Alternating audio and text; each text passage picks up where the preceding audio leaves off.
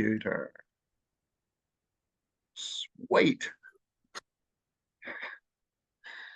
So I'm recording it to this computer, so it should be easy to find again. Much easier than trying to find it on a cloud somewhere. Yes. Okay. Hello, everybody. We've got our meeting, our sharing circle today, which is about more than the human world. Co-hosting Alian here and myself will be launching into wherever this jigsaw takes us. Look forward to what everyone has to offer and contribute. Even those who watch this afterwards online, please feel free to ask questions, suggestions, anything you'd like to hear about, as well as this subject, because we can cover those in future meetings as well. We look forward to having you here and your feedback. So for today's meeting, would you like to do an opening prayer, Alian, or shall I? I think I'll do the ending. Yeah, I think Okay. it would be nice. Yeah. Well, welcoming everybody here. This is a sharing circle we have weekly, where Alian and I are both members of the board of SOTM, which is Sanctuaries of the Earth Mother. We're a non-profit organisation. We're open to contributions, assistance, in whatever form you feel free to share it. We're looking at educating and promoting programs that bring us back into connection with the Earth Mother and how to do that. We're looking at expanding our view of the world to be inclusive of various aspects of knowledge, which we'll be offering here today. So we welcome you all in. We welcome the Earth Mother because we work in her guidance, not separate from it. We learn to listen to her and her direction. She is the one that knows, gives us life, and shares us life. So we come from her guidance. We thank her and we thank our guides and helpers. We thank the ancestors for being here. And thus, we start the meeting. Thank you very much. Cool. Introduction. I'm Krista from New Zealand. As I say, I'm part of the SOTM board. Alian, who's dear friend in India, and she is also a board member. We hold these sharing circles weekly, as we've already mentioned, and we look forward to hearing from you. Alian, would you like to introduce yourself? Yes. My name is Alian, and I'm from the Lepcha tribe, or the Mutanchi Rongkap, which means the children of the Mother Creator, from the foothills of the Himalayas.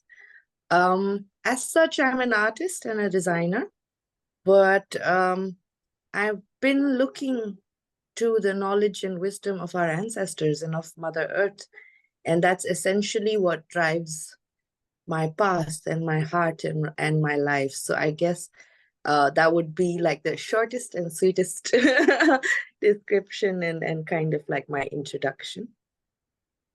Cool. So with our subject today of more than the human world, you suggested it and I could fall straight in with that. I have various aspects of that. Would you like to lead into it, or would you be happy for me to launch in from here? I'm happy for you to launch in, Christopher. Cool. Okay. My experience of more than the human world goes in two main directions. I'm aware of spirit guides. We all talk about having guides. To me, our guides have their guides, and the guides of the guides have their guides. As we go up the lineage of spirit beings, they become more and more evolved. The more we learn to listen to them and go up the layers, the ones, our direct guides, have an understanding of this physical world. The more we go up the line, the less physical they become, and the less they understand the physical world, but they understand the world of spirit and of consciousness, because that's what they are aligned with and that which that they come from. If we look at everything coming from the Big Bang, the physicality, we're sort of like the end of the ladder. We're down the bottom. And we're working our way back up through physical experiences towards the non-physical. So that's one lineage of non-physical experience. Other ones to me are just learning to tap into consciousness itself, which we think of our world as operating around the human form. To me, it's just an aspect of what we are. Our human form and human body is created in consciousness by consciousness. We do not separate from consciousness. We are the consciousness that created this form for us to have experience through. We occupy the body for a while and then we let it go. Our consciousness goes on from life to life. The consciousness we leave one life with, we enter the next life with. Once we get used to this, we can tap into that consciousness the same as we tap into our human brain/memory. When I look at understanding ourselves, I don't just look at brain activity. I look at awareness, which is our first in the moment experience, which is outside the world of time. And then we go into consciousness, which is even deeper than awareness. Awareness is still a sense of separation. We are the awareness that's aware of something. When we go into consciousness, I become the thing. If I'm focused on my breath, I become the breath. If we go far enough, I go beyond the breath to the creative source that created the being that breathes and the air that is breathed by the being. If this gives a short but hopefully understandable description. Other non-physical things, we can look at psychic capabilities. To me, trees, nature, all have their spirit guides, their spirit forms. We have energy. Everything that lives and exists has its own energy body and its own energy interaction. The simple way of thinking of that is life energy. Life, when we experience it, is an energy. Anybody that doubts that, I often say, hold your breath and don't breathe. And at some point, you're going to have to go and take that deep gasp breath because your body's just calling for it. Most people will get that sense of vitality that comes back into the body, and we connect with that sense of being alive again. Oh, here I am, I'm breathing, I'm flowing, I'm back in the moment. I'm back in this experience. So these are various ways that we could look at beyond human form or beyond the body. Now, I find when we start getting used to going beyond just brain activity, we tap into consciousness, and that consciousness, for us to occupy it, because consciousness is everywhere the same, we go beyond our body form into the consciousness itself. And to me, that is a big part of going beyond the body. Literally, to tap into consciousness and the full extent of it, we have to go where that consciousness is. A lot of people, when they start, will try and bring the consciousness into the body, whereas we actually are being drawn to go beyond the body into the consciousness itself and experience consciousness where it is, as it is, and what form it is. Everything created, whether it's in non-physical form or physical form, is an aspect of consciousness. So that's my description. So we don't turn it into a lecture. Aliane, would you like to add anything? Yes, yes. So for me, since I've been connecting to my ancestral shamanic roots, so what I've encountered and understood was, for example, the ones that I would connect to and that I'd consider more than human beings would be forest spirits, water spirits, spirits of sometimes rocks. Also, we're also looking at many protectors of nature who we encounter. We're looking at, when I say protectors, it could be, for example, dragons, which I've been connected to, and I've been receiving guidance from dragons. But many mythological creatures, I feel, do exist. Not all of them, but a lot of them do exist, and most of them are protectors of nature or guides that would come maybe in the form of a phoenix, or the dragons, or serpents, large serpents, for example. And when I think of the modern human world, then I also think of ancestral spirits, and guides of various kinds. So to me, when I think, um, not so much thinking about consciousness, though at like a level later they would become one. But I'm looking at these entities who actually, how would you say, co-inhabit Earth with us. And I feel that it's about tapping in and tuning in. So whether it's trees, even tree energies and tree beings, um, it's what I've realized, that it's initially I did not know how to connect to them, and I did not really know of their existence except when I was a child. Which now, when I look back, I can remember feeling, a forest, of sitting in a garden and actually feeling what I would say call fairies and other forest creatures, sprites. And now when I look back, I realized what that moment and that feeling and sensation was. So as the children, I think we're more in tune, uh, and less judgmental, and don't have so many layers that we form, and it's easier to connect. And as I grew older and as I went through many experiences in my life, and when I finally kind of surrendered to this path and to connecting to this world, is when I started to connect to myself, so I could listen and I could see and feel, because I feel the energies of the modern human world are very subtle, and we can't always pick them up, but once we get used to tuning in, we can't miss it. When you go into a forest, you will know the energy of the forest and the different beings living there, and some of them may show themselves and some of them may just hide and may not show themselves. So I feel, for me, the modern human world is also a very magical and a very how would you say, spiritual place and beings.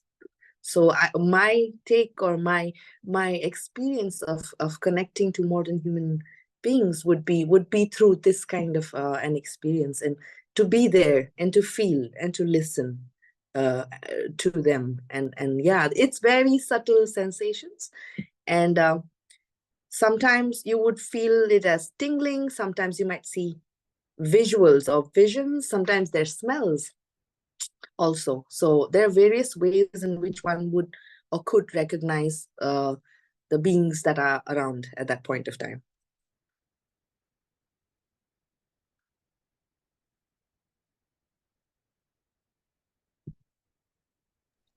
It helps if we take the microphone off mute. One of the things that comes up for me, I'm curious how you learned to get in touch with these, and do you have any tools or ways that you use regularly for getting in touch with them? Like, I've had my own journey, which I'm happy to share, but I'm interested in hearing yours. How do you get in touch with these beings, these realms, and how would those of us who haven't had that experience get in touch with them? So I think for me, since I had a very massive kind of a breakdown and so sort of an awakening, to say, um, what happened was that I was guided by my aunt, who kind of helped me during that period, and she got me started on meditation. That's how I began. So I began kind of meditating for 5 minutes, 10 minutes to begin with, and it increased and it's increased. So I'm not going to state how long. But what happened then was that, one, I learned to sit with myself and listen to myself to begin with, and the subtle energies, movements, emotions that are going on inside. But in the same time, it made my, I would call it, hearing and feeling and sensing more acute as I meditated more, because then it's kind of, there could be a lot of noise inside and out. But as I started meditating and being comfortable sitting with my noise, then that noise reduced. And not that it's not there, it's always there.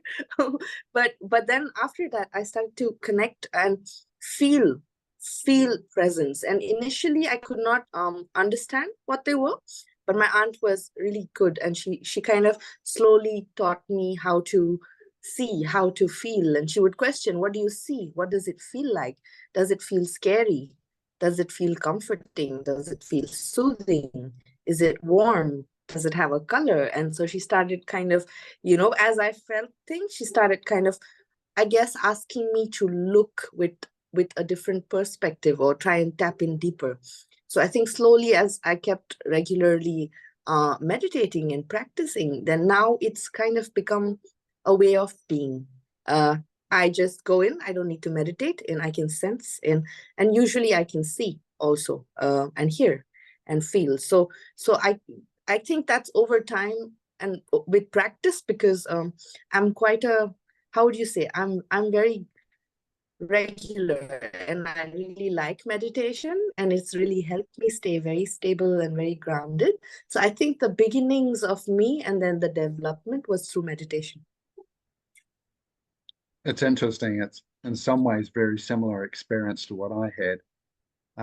I'll just check, Sarah, if you have anything you'd like to add or contribute or questions you have, you're welcome to raise your, do you know how to raise the wee yellow hand thing? Yeah, you're welcome to, oh, you don't. Well, just put your physical hand up and we'll see you at some point. But yeah, do know you're welcome to add in as well. And we always love your questions when you bring them through. Coming back to, how I learned the journey, it's similar in a way, but I didn't have a direct teacher to start with. I had a traumatic upbringing. Family home was quite violent, and it wasn't a comfortable place to be. So I used to go outside into nature, and we had some native bush virtually directly behind one of our houses we lived in for a while. And that was around when I was about 3, 4, 5, 6 years old. So I used to go out into the native bush because it was a safe place, but the trees and the plants felt like my friend. I didn't see that as anything different. It's just the way I felt when I was there. I felt safe with them. And that was my favorite place to go. And I was getting a sense of safety, being held, presence. I felt like they knew me. And I didn't question it, because at 4 or 5 years old, you don't. But it seemed normal to me. And it's only many years later, after I had an accident when I was in my late 20s, they actually found that not everybody does this. Even when I left home at 18 years old to start doing apprenticeship, if something difficult was happening in my life, wasn't sure how to handle it, I'd jump on a motorbike, which is my transport I had at the time, and I'd just head off to the forest somewhere. And I'd go sit with the trees. I'd sit with them for a while, and things would sort themselves out.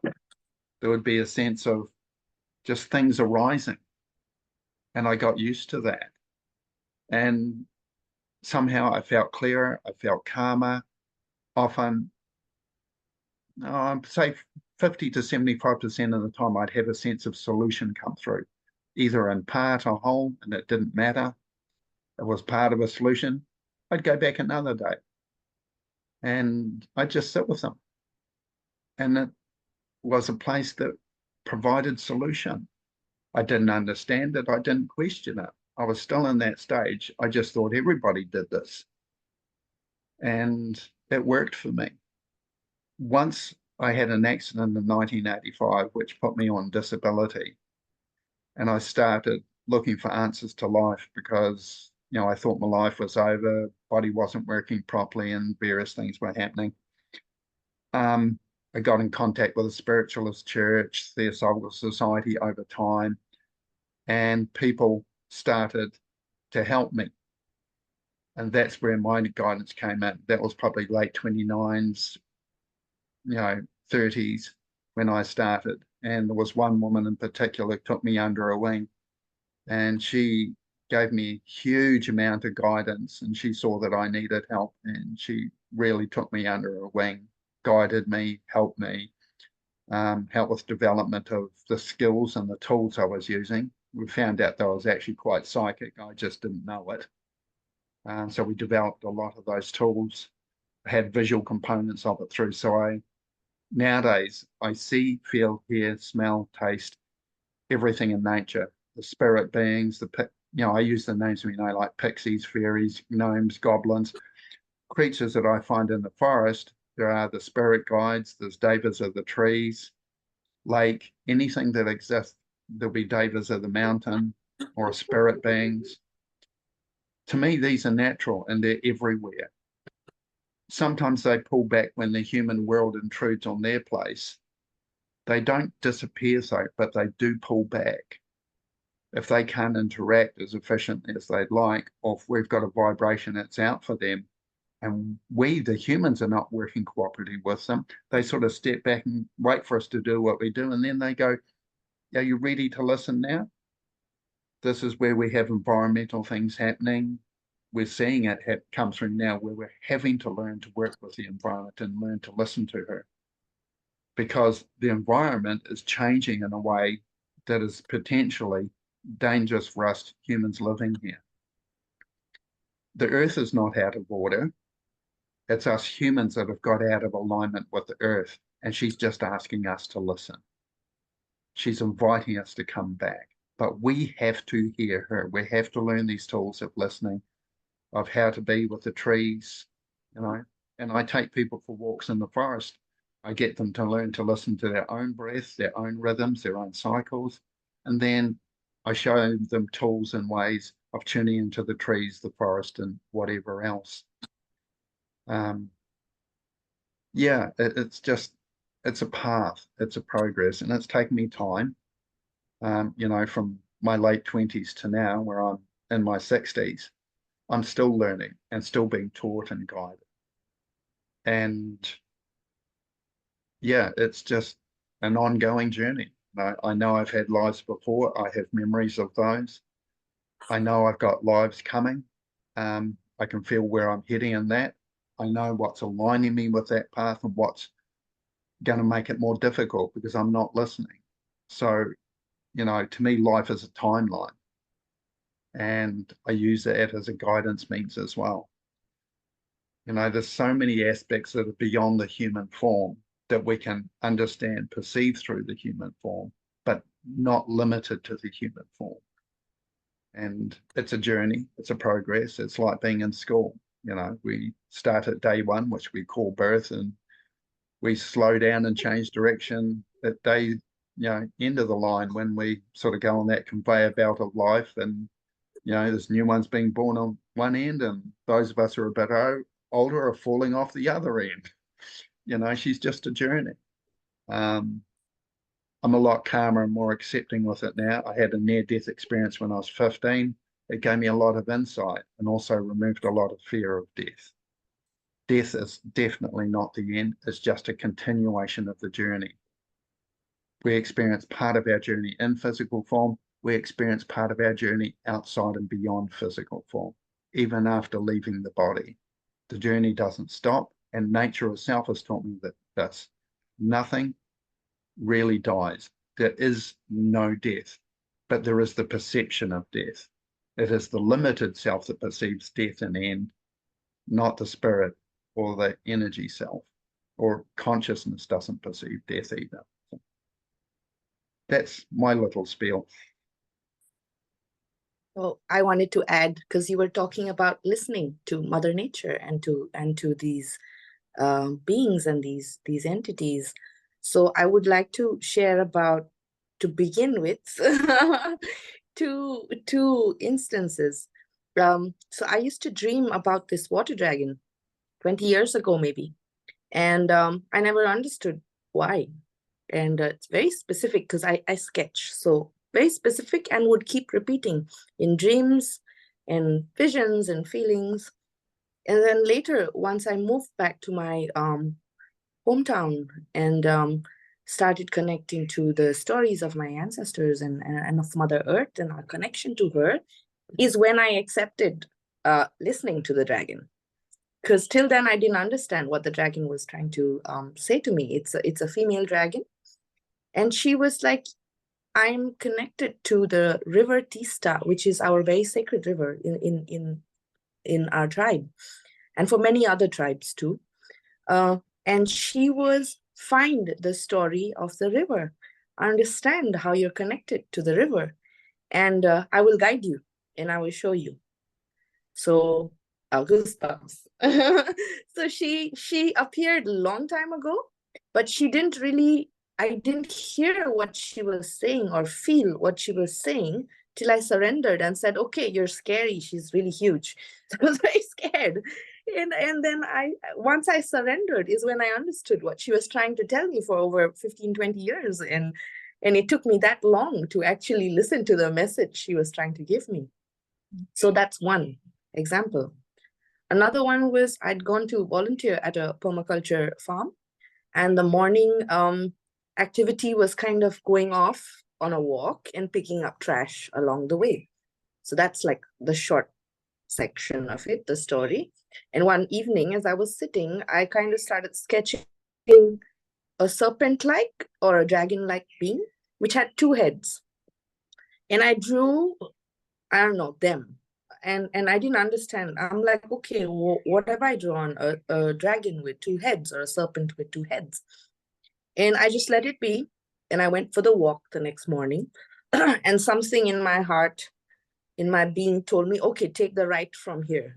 You know, there was a small path, which was kind of like rocky and not really a proper path. And then I came to this little section where there was a stream and a little cave in a rock. And there was trash in there. So I'm getting goosebumps. And there was trash in there. And then I started pulling the trash out because it felt like I needed to pull it out. And there was so much trash there, like diapers, old, utensils and clothes and shoes and slippers. And I just started pulling. And there was lots of trash there. And then it kind of like, I kind of heard and I felt that is the home of the water dragon from the stream. Oh, And I went to that location, which is funny because I'm usually called to locations. I know I have something to do there. And the dragon had called me. I didn't even know. And there was so much trash. So it's their home. And we were destroying their home. And we had no clue. So then we cleaned as much as we could.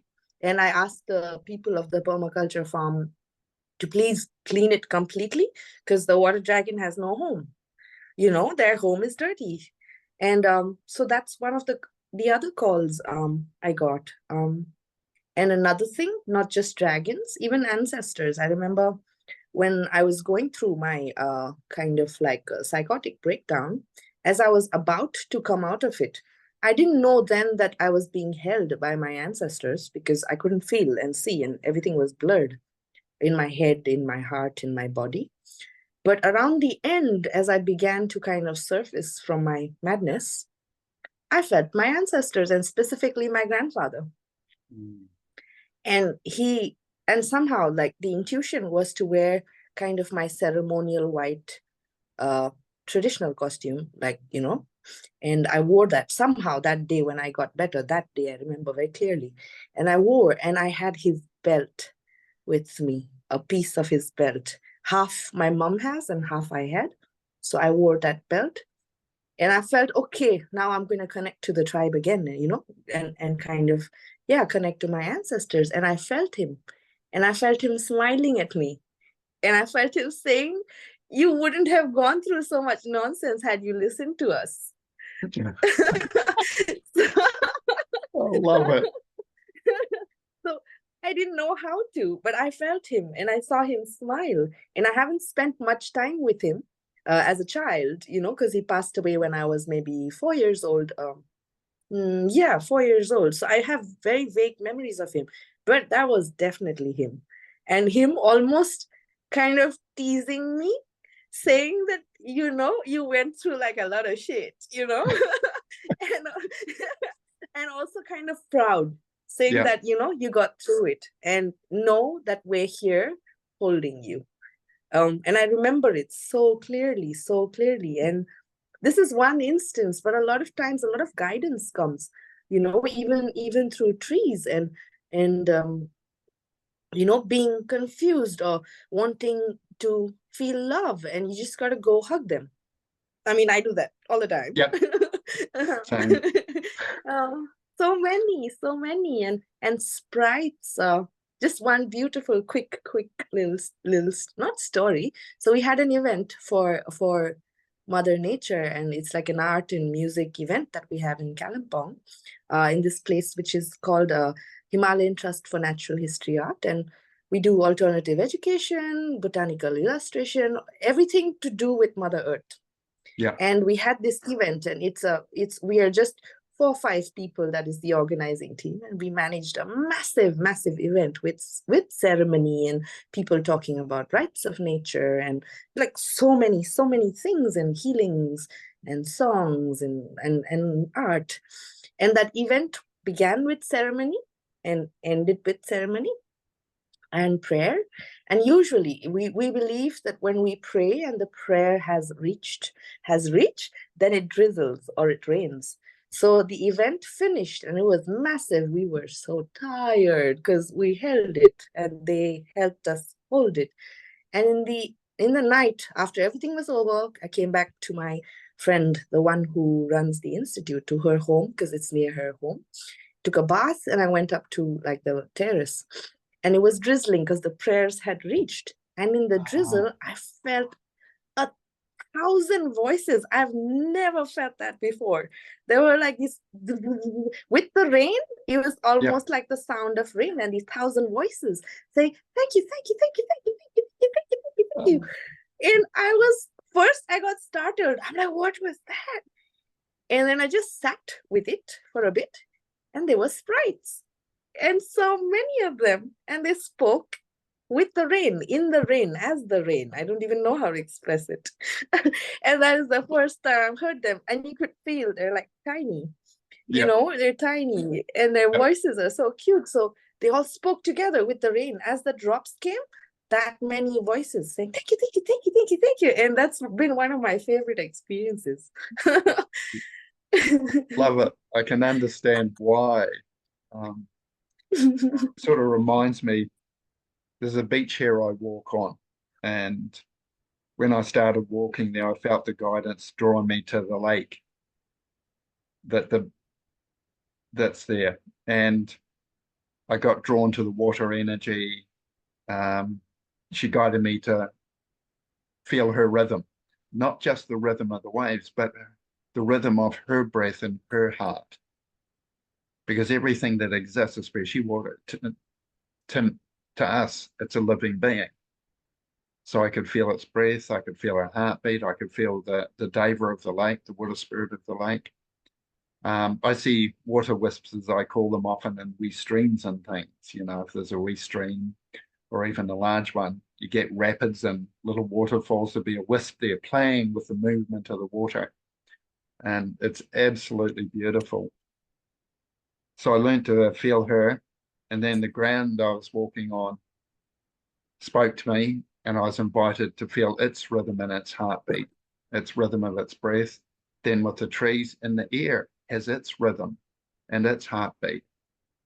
And then one day they asked me if they were separate, and I immediately knew the answer was no. And I felt the connection between all these elements and all the things that live with the same breath at the same time. I could feel the land, the water, the air, all the trees. They don't like me saying that because to them, they're just tree. They just experience themselves as one single tree. Each one feels their tree. That's it. But holding all those in mind at the same moment, you know, this was beyond brain activity. And then the beach I was on is a gravel beach, and all the stones were doing exactly what you were sharing, Alian. All the stones were having their own conversation and talking, and I'm listening to them.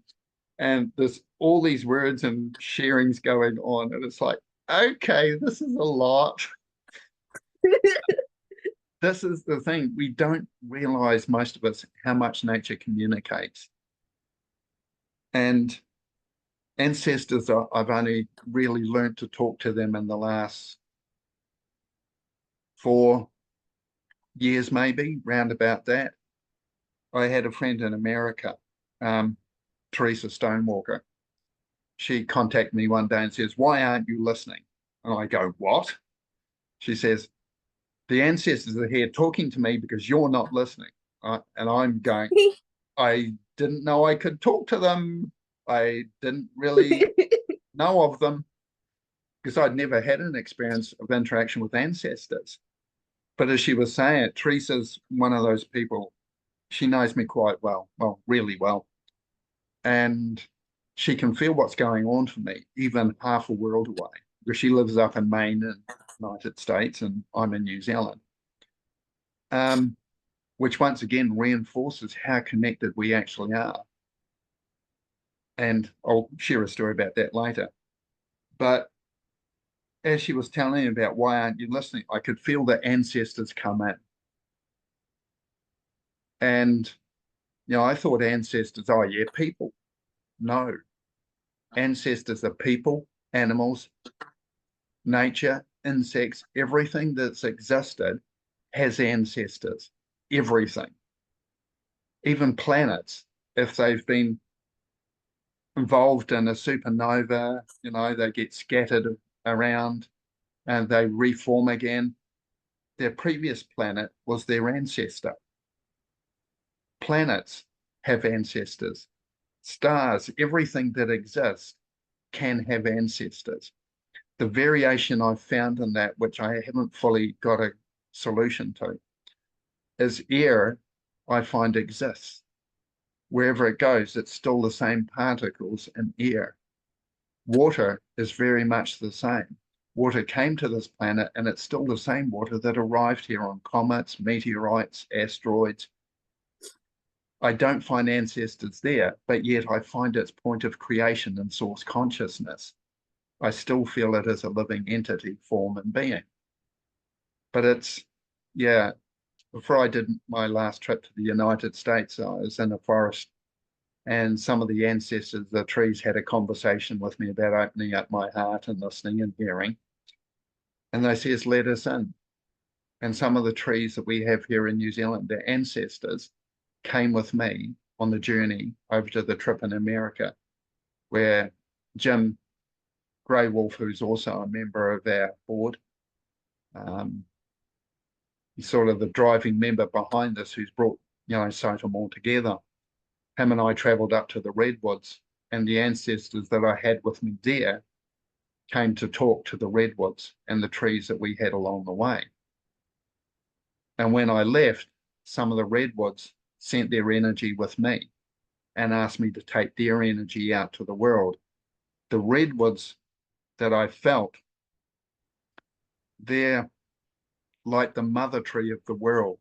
They have the ability to reach any tree in the world. Most trees have a mother tree that reaches in it proximity, whereas the redwoods, if there is enough of them and they're being asked to be planted again, they were very clear about that. It's time to replant and plant more of the redwoods.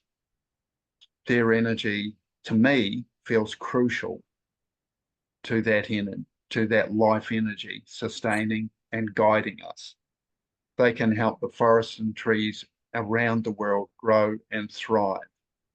And they do need us and our participation to help plant those trees, but also to learn when to leave trees and plants alone where they are.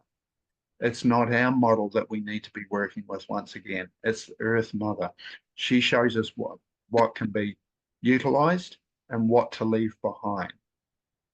Once again, the listening that Aliana and I have learned is not just listening to human voice and listening to our own thoughts. It's listening to the world around us, whether it's the spirit world, it's the earth herself, the trees, the air, the water. Everything is consciousness and made from the same consciousness that started with the Big Bang. The Big Bang happened and went out and become a myriad of forms. It's one consciousness in a myriad of forms. We're learning to listen to these other aspects of ourselves and our own being, right through to the connection of the source through which we all come. So thank you for that. I wanted to add something as I'm being called to kind of share that. So I'll kind of start with a little story. In our tribe and in many tribes that exist here in this part of the place where I live, of the earth, how I would say forest entities, rocks, sometimes invoked protectors of the land, and beings who live in different places, for example, a forest or near a river. We were very mindful before, okay, I'm saying before, of not picking anything from there, of not desecrating the place, because a lot, or taking flowers and plants and, you know, taking from there without permission. There was always like a ritual, or even speaking from the mouth, saying, I'm going to take this rock. I ask for permission to take this rock, you know. Obviously would not also urinate somewhere or, you know, defecate somewhere. And it was sacred and we would ask permission. Because many times there have been cases where people have gone and picked up things from the forest, or dirtied it, you know, or cut off a tree without permission, and they would come back with hands that are kind of, you know, their Yeah. hands would kind of paralyze, and you'd have to take them to a shaman to ask for forgiveness. Many times you'd have to return those objects back to where they came from, you know, and make offerings to appease the deities that protected those spaces, for example, or the house of the dragon that you kind of ruined. So it used to be a practice before. I still practice it because I'm working for Mother Earth and connected to her. So it is essential for me to ask for permission for many things and be mindful of my actions.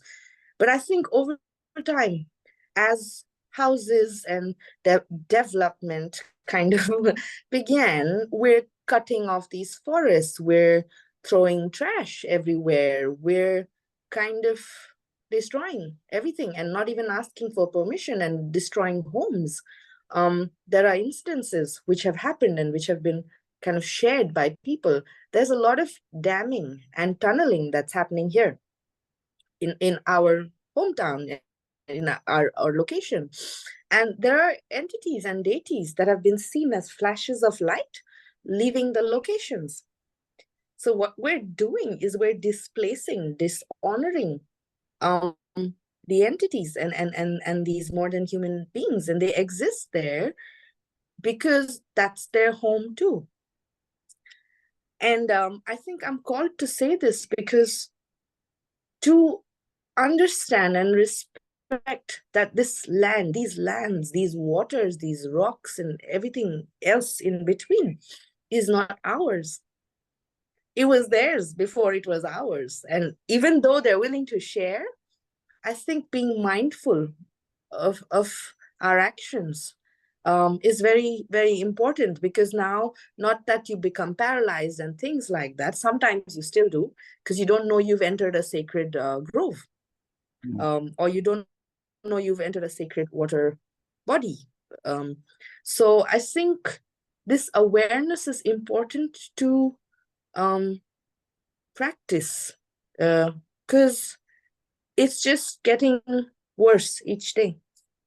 And I think this wisdom of our ancestors was very important, and is very important that we honor also their homes, and because at the end of the day, they're the ones giving us oxygen.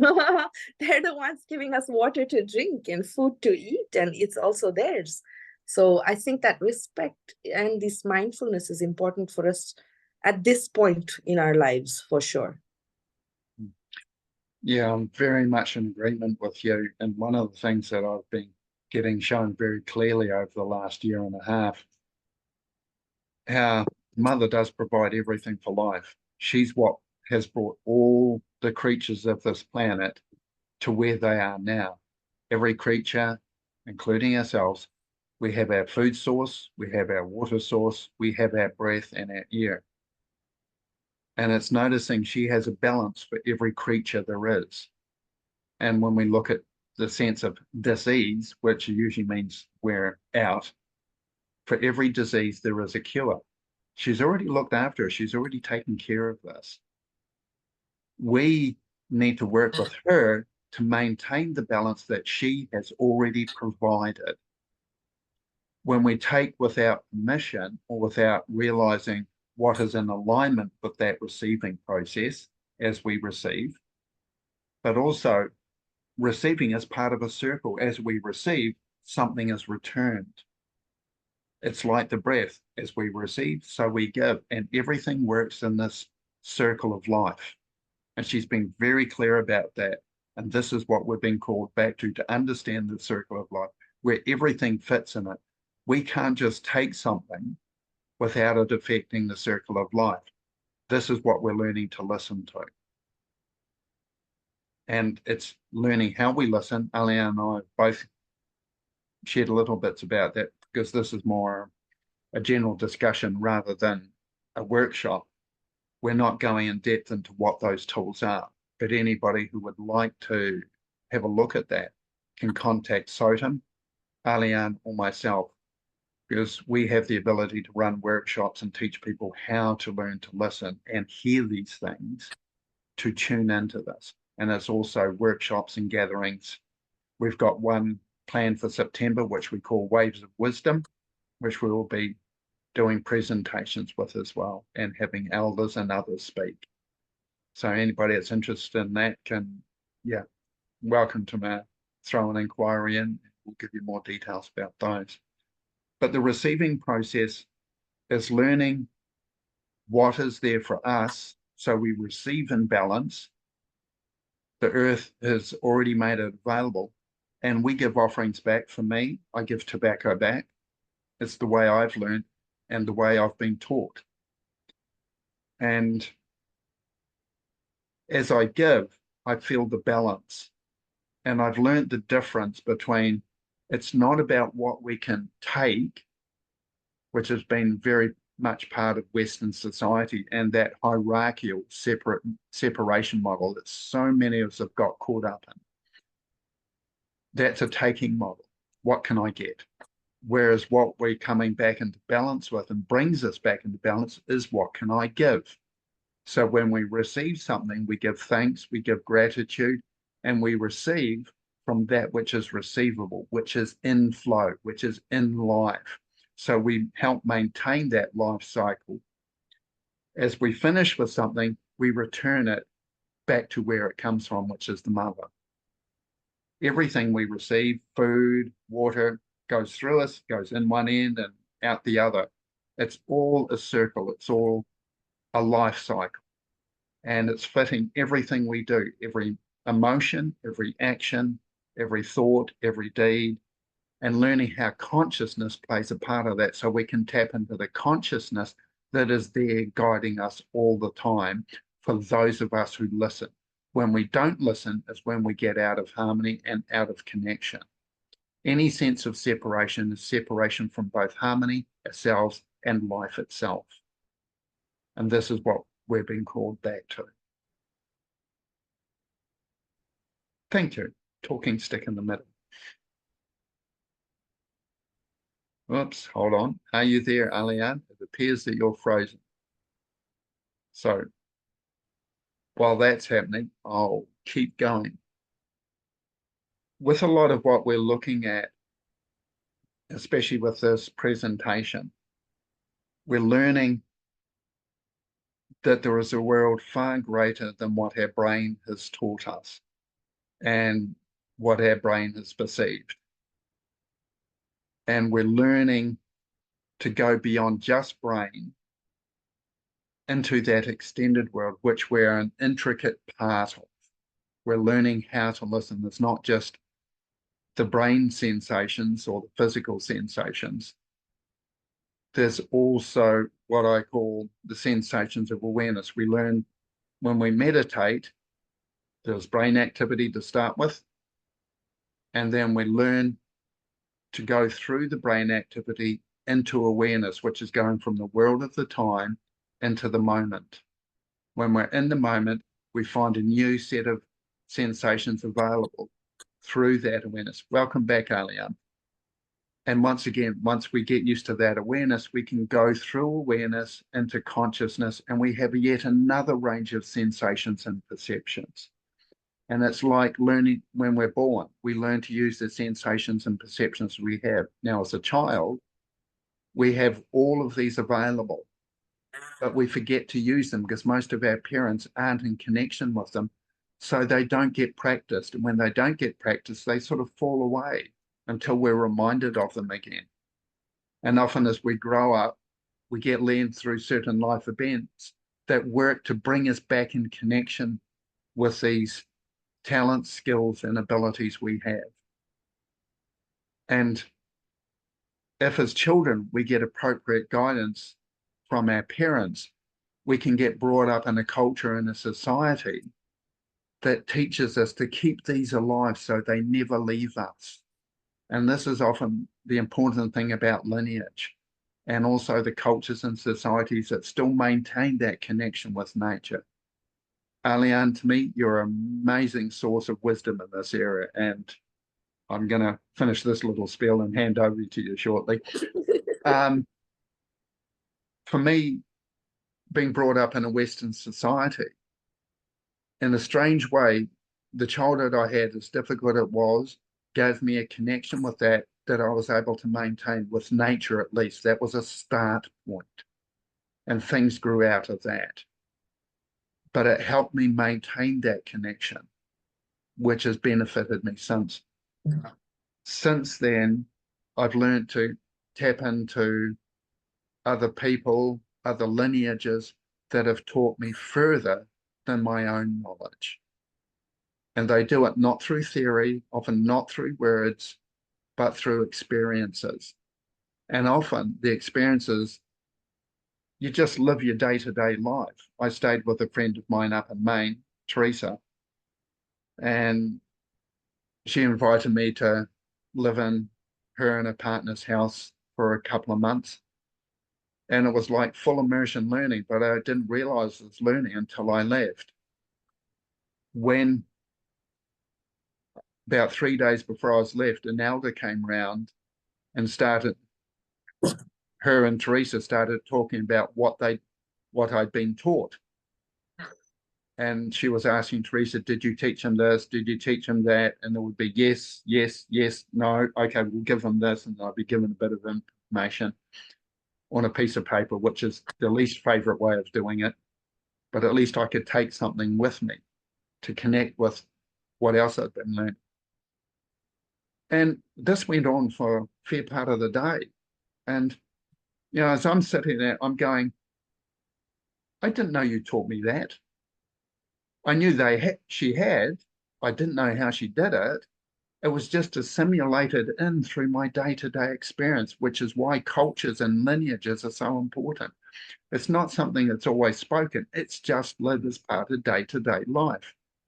I was being taught through day-to-day activity. There was the stuff that I was taught verbally, often through questioning, why are you doing that? Sometimes I'd be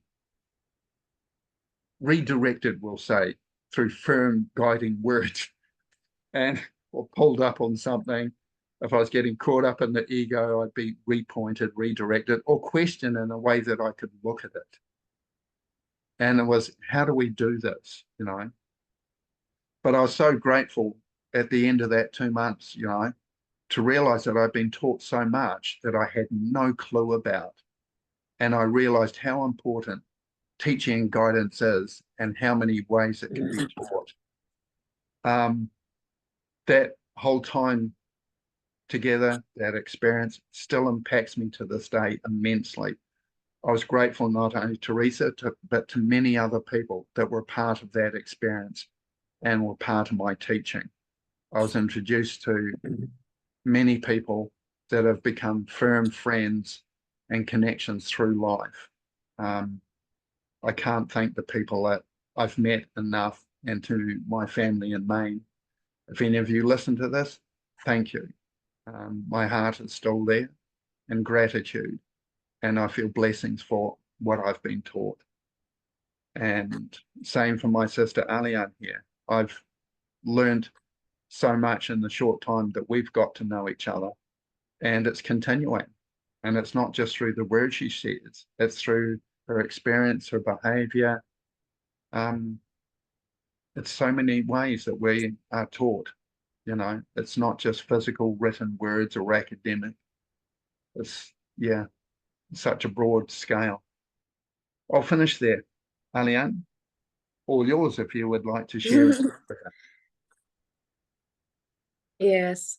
So I love how your conversation sparks things, and then there are things to say, and similarly back and forth.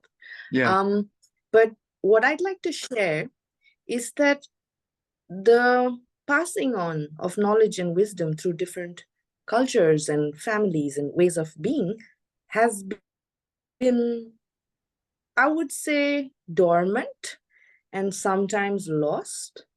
But for me, as someone who's kind of gone through modern life, I want to encourage people that it's possible to reconnect, because from a point of complete disconnection and breakdown, and I think the key is this search and this fire I have within to look and search for the knowledge and wisdom of our ancestors, or to be disciplined in a way to practice and to be mindful. It is possible to reconnect again, because I didn't know how to do that, but I kind of did work on it, and I was curious, and I am curious, and it's possible to go from having no experience, or having disconnection, to a point where we can, I wouldn't say become 100. We'll never be 100% at it, but we keep learning and growing, and so, I mean, many people would say that, oh, you guys are from this lineage, you had your experiences, but I don't believe in that. I believe that if one really wants to and is willing and is open, uh, then these worlds open up to us. And I remember recently sharing something saying that all the guides, the river, the protectors, the entities are waiting for us if we open the door to them, because it's also kind of like a law of nature where we need to allow them in. They're not just going to come unless it's really urgent, or something like that. It's, we need to allow them, and we need to surrender, and we need to honor, and we need to respect. And that's something I've understood. And this thing about, say, cultures and tribes, I do want to say, when we talk of more than human world and presence in our tribe, the rivers have gender, and they have names, and they're entities, and they're like people. So we have Tista, or Rongnu and Rongits, the male river, the female river. They are alive as much as we are alive. And that is part of the culture, and that is part of the stories, and that's part of the reverence, saying that you have equal rights, and you, in fact, are kind of more sacred, and you give us water, you give us fish, you give us food, you water the forests, for example. So I think I've come to learn that, and I've come to believe that they're living entities. The mountains are, like, for us in the tribe, the mountain peaks are masculine, the lakes are feminine. So the thing is that they exist, and they're alive, and they have personhood. So it is important, these stories and this knowledge and wisdom, because you wouldn't harm someone who's alive, because we don't consider them a living, breathing entity. So we disrespect. And I think it is important at this point in our lives to understand that aspect, at least from the tribes, and how they worked in harmony with nature, and how they revered nature. How you're talking about the cycle of taking, but also giving at the same time. Before hunting, there are stories of many tribes that they would make offerings and ask permission to the forest deity, and the forest deity would only allow hunting of only a certain number of, or a number, like say a deer, for example. But they would protect, the forest deity would protect the pregnant mother deer and the little children. and it wouldn't be allowed. And then after the hunt is done, you first ask permission, and then a portion of the hunt actually is offered back to the forest deity. So that's how it was before.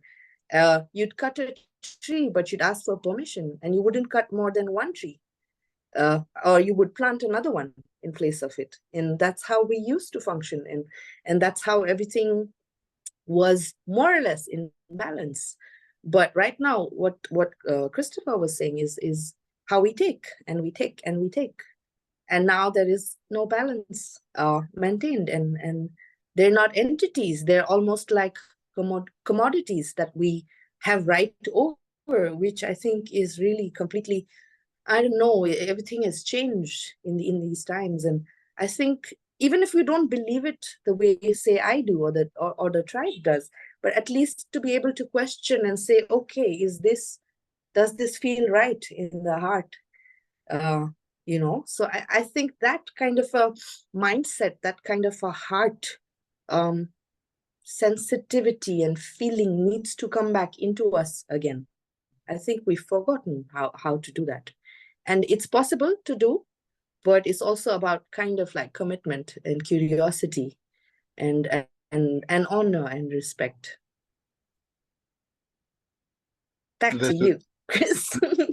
This is a key element that I've learned so much, is that sense of honor and respect. Because we're not just honoring and respecting the animals in the forest, we're honoring and respecting ourselves in the process and the receiving. There's a saying that I like: we are what we eat. We're not just the physicality that we eat, we are the emotions, the expressions, and the consciousness we eat.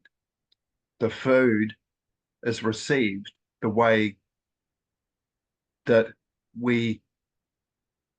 if we approach food and receive a deer with a love and an open heart, fully present in the moment with gratitude, peace, and acknowledgement of the mother, that is the way our body receives the food when we eat it.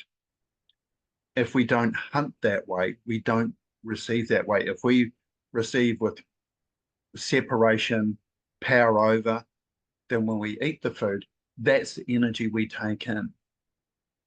If we want to receive nourishing food, we need nourishing, supportive, caring, open, loving emotions. To me, we talk about love. A lot of us have concepts around it, but love to me is the key and the core life energy. Everything is created from love, with love, in love, by love. And it's that vitality that flows through all being, through the planet, through the lakes, through the mountains. All creation comes from that one creative source. It is the creative energy. Once we realize this and line ourselves with it, she guides us. It's our heart that's present. It's our inner guidance. Until we learn to inhabit it, then it becomes our whole guidance. We notice our head is just a teller of stories. Our heads are a distraction. What's in our heads is just a story being told, often through the brain, trying to understand what's happening now in relationship to past memories. The brain, as I often explain it, has no direct experience of itself. Our brain does not get out and go swimming. Our brain does not get out of our body and go hunting.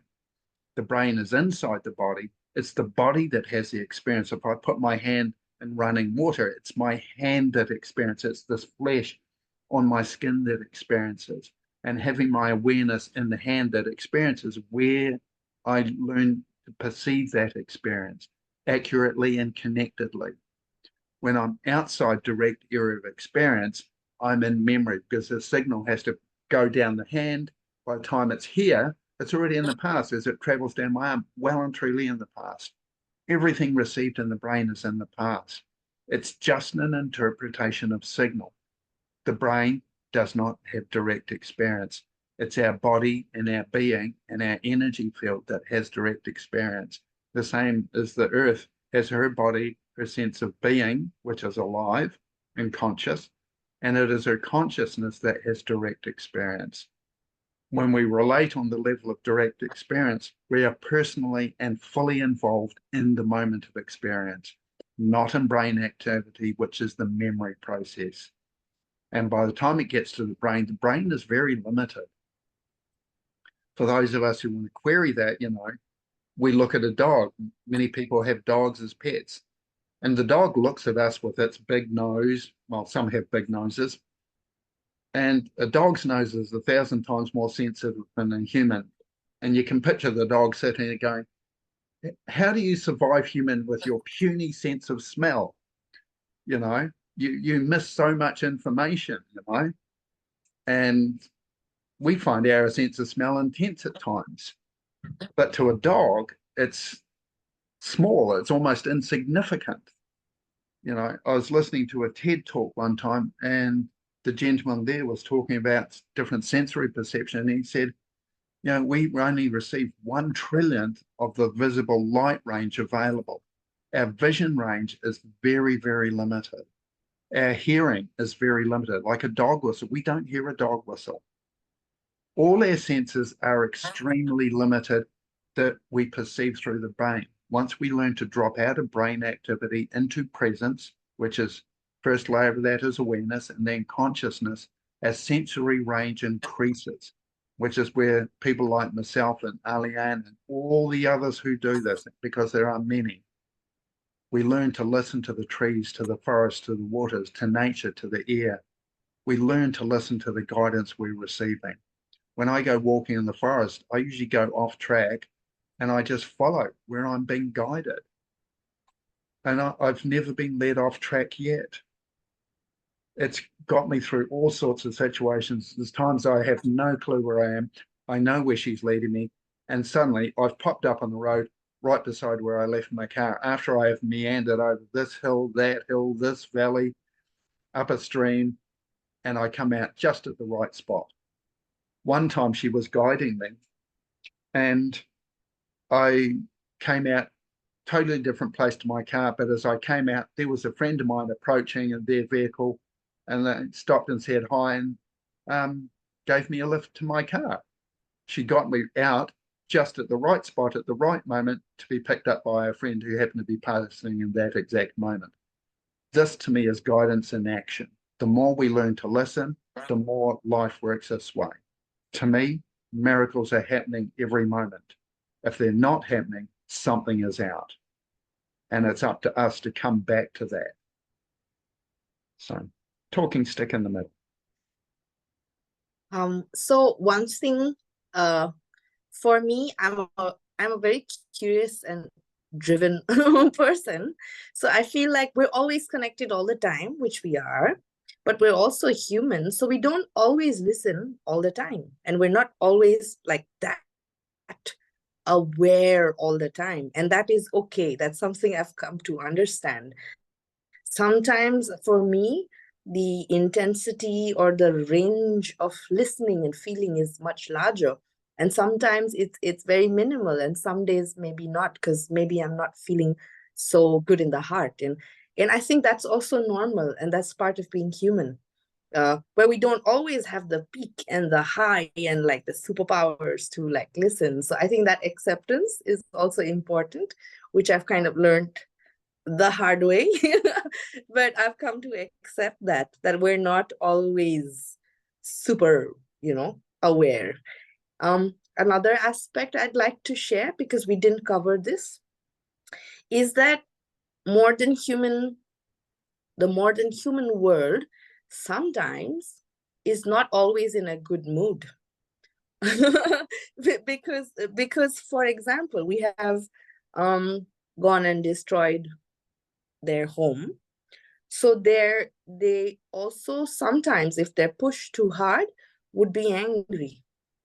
And that would manifest as kind of chasing people away from where they live, basically. And so we, in our tribe, do not segregate good and bad or benevolent and malevolent.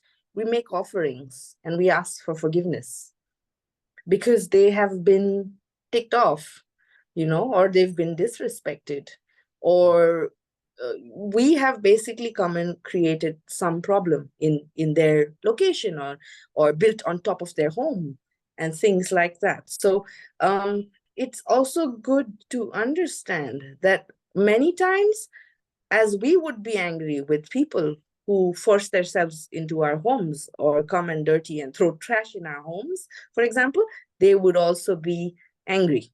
So it's not always that it's always shiny, but most of the times there is always a reason why they're angry with us. And they would chase us away, for example, or scare us away.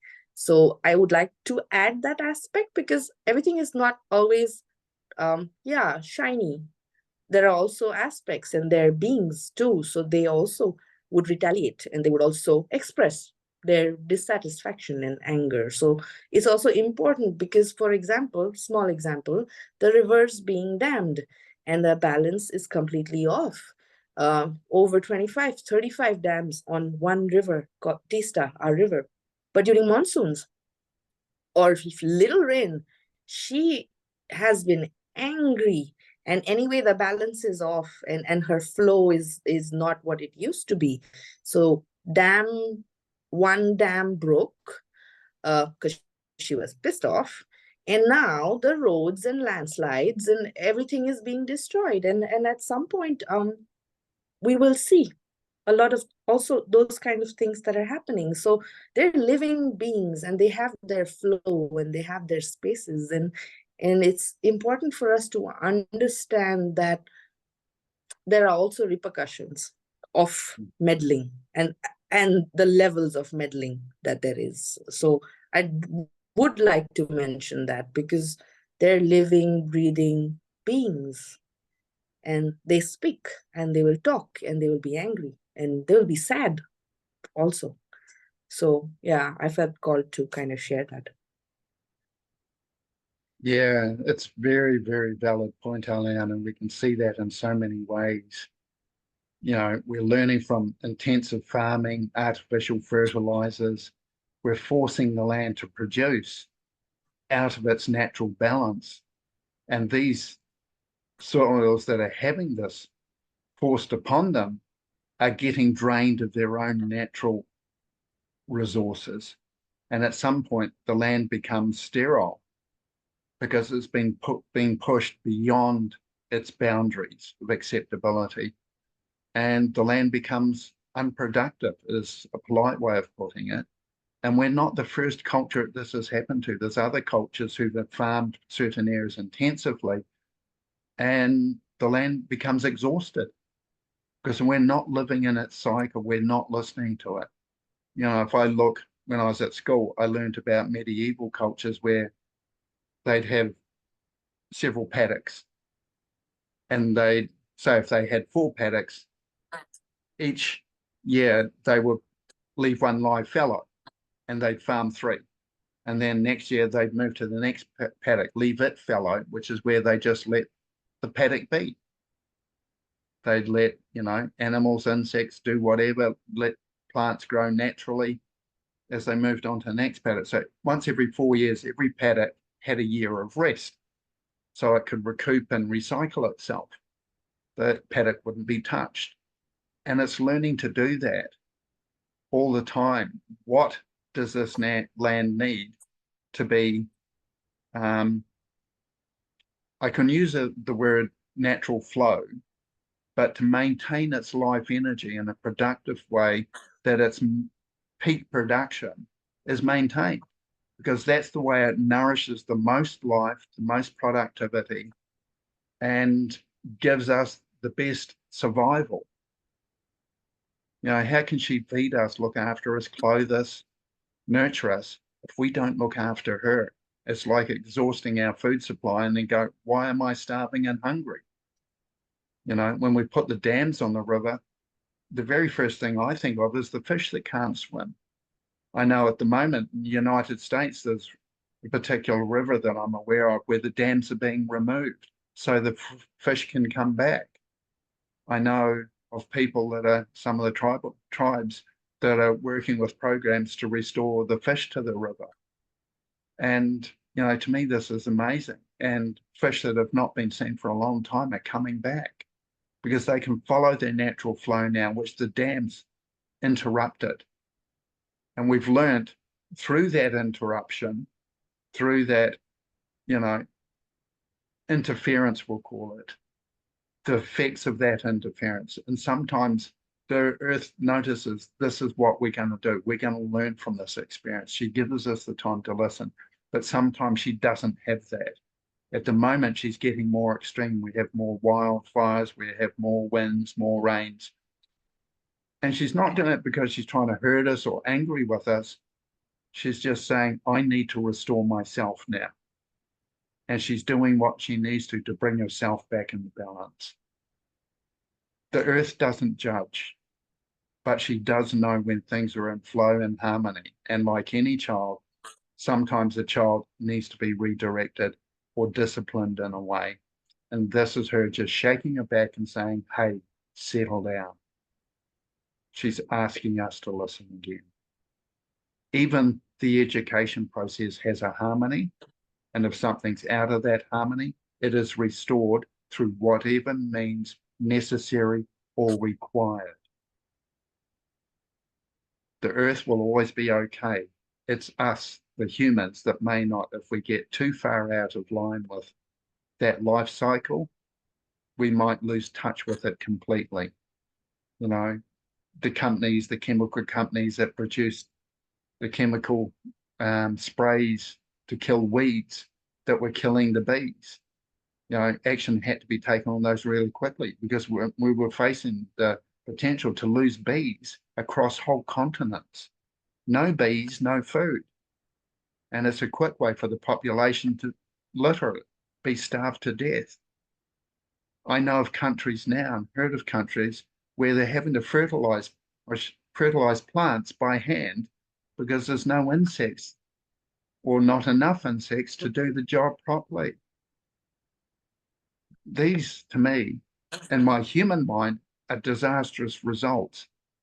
They're a calling for us to come back to what we need to listen to and notice the effects of every single thing we do. Everything we drop on the earth, drop in the water, or use and think we're shortcutting a process. I don't want these weeds here, so I'll use this chemical to kill the weeds because I just want one crop. Sometimes those weeds are there for a purpose. I know the weeds that we think of as weeds that have deep roots, they bring nutrients and minerals from deep down in the soil up to the surface to make them available. But because we look and go, it's not producing grain or vegetables or whatever we want, we'll get rid of them. We don't understand what part everything plays. And we don't understand until we listen to the earth, what she shows us. We listen and watch the insects, the animals that eat and partake of these plants, and what role they play. For me, one of the things I learned early on, we have both stinging and nettle and dock in many of the areas I've lived. And I've learned that the dock plant is a cure for me if I get stung by the stinging nettle. I get stung by stinging nettle, I get a dock leaf, I ask the plant, I receive the dock leaf, I roll it in my hand and sort of what we call bruise it a bit, bring out some of the moisture, rub it on the stinging nettle area or the bit that was affected by it, and it helps it heal very quickly. It takes away the sting. For every condition, for every situation, there is a cure. But we learn it when we listen. We listen to the knowledge that's been gathered, and we listen to the plants. They do direct us and guide us. But they hold the knowledge most of the time, not us. Talking stick in the middle.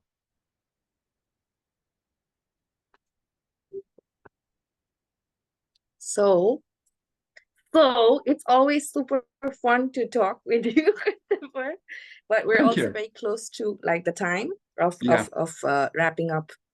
Can you hear? Yep, Yeah. definitely. So I think, yeah, so I feel called to kind of share and say that the more than human world, Mother Earth, there's nothing but love there. There is nothing but love there, and they're concerned for us.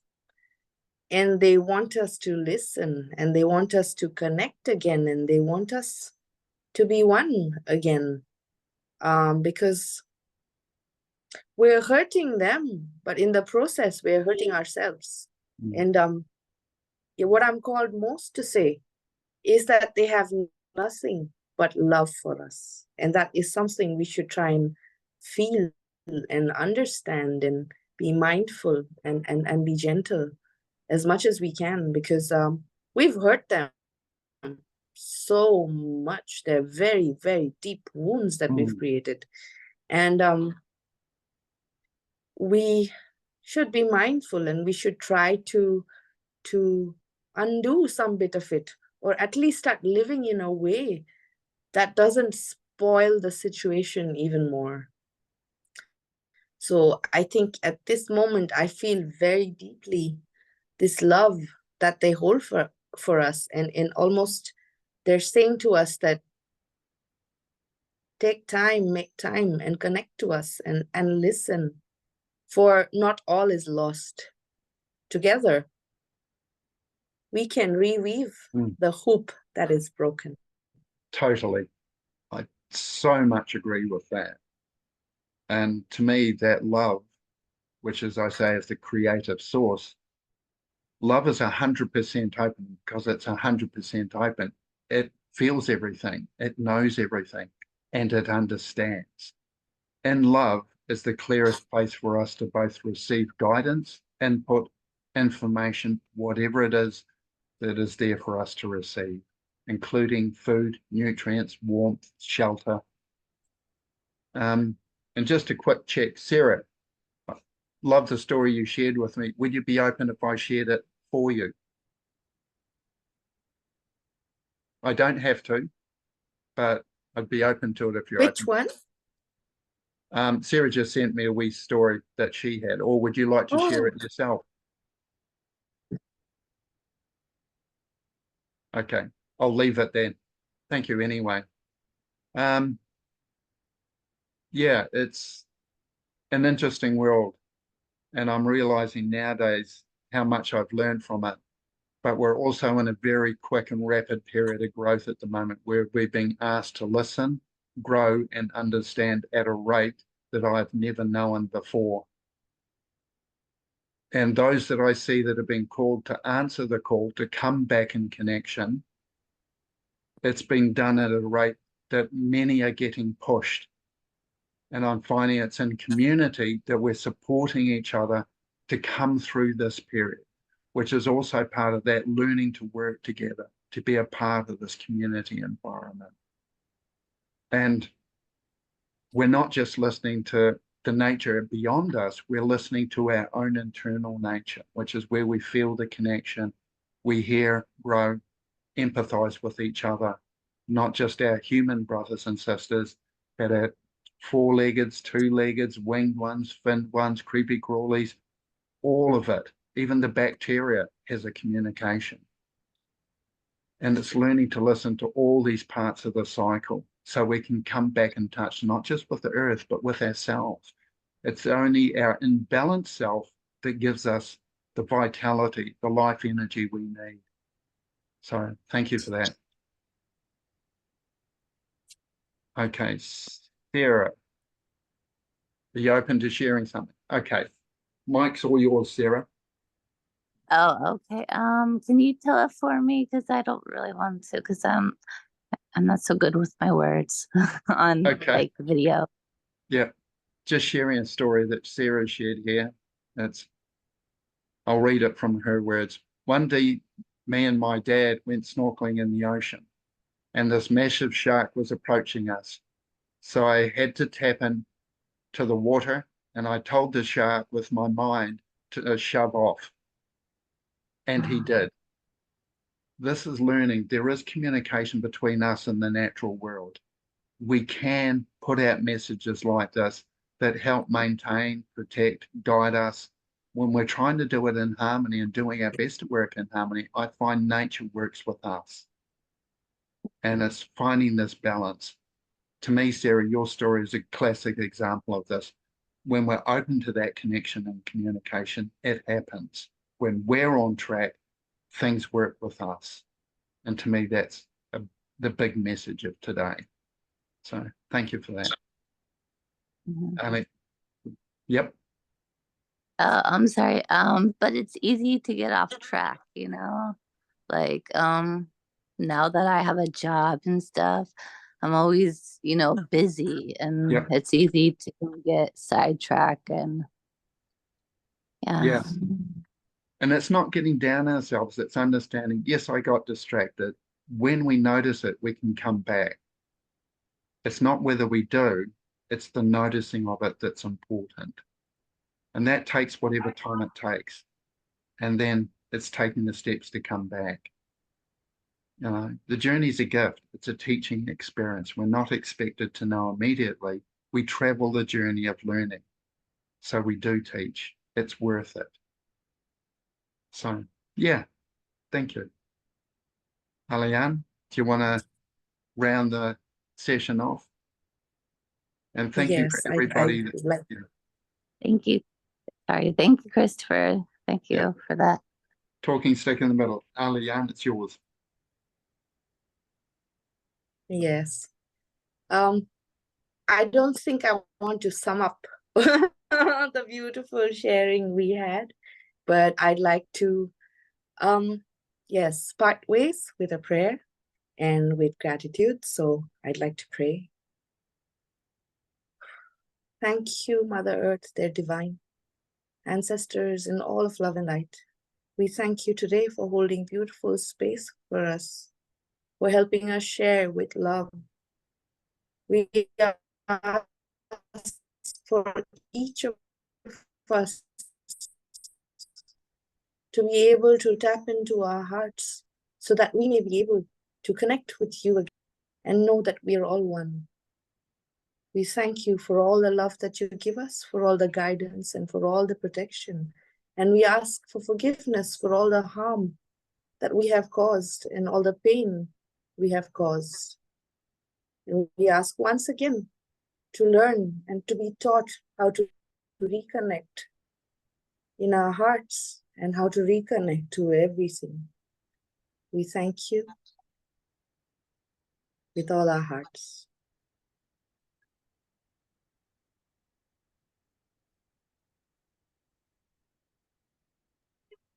Okay, thank you, Aliane. Much appreciated.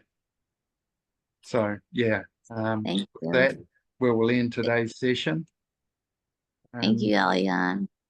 Thank you. Thank you. That was a beautiful prayer. Thank you. It's so nice to have you. It's been